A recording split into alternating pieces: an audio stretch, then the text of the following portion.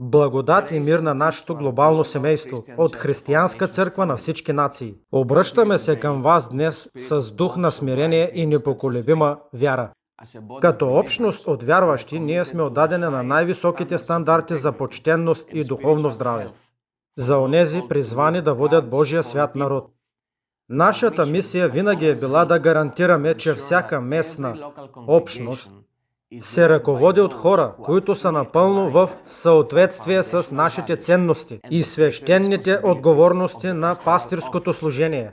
След период на молитвено размишление и вътрешен преглед, днес обявявам, че пророк Майкъл Калайджоглу ще се оттегли от ролята си на пастор от нашата църква в Ню Йорк, считано от днес.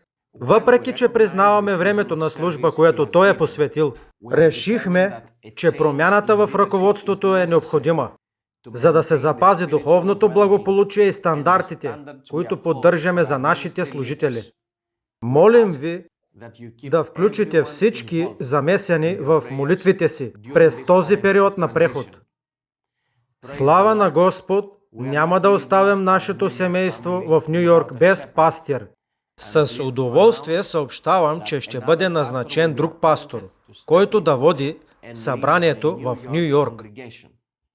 Новият пастор ще поеме тази роля с доказано сърце към хората и дълбока отдаденост към визията на тази църква. Уверени сме, че под това ново ръководство църквата в Ню Йорк ще продължи да процъфтява и да бъде място на изцеление и истина за общността. В моменти на промяна си напомняме, че нашата крайна опора не е в нито един човек, а единствено в Христос. Оставаме фокусирани върху нашата мисия и ви молим за подкрепа и единство, докато продължаваме напред.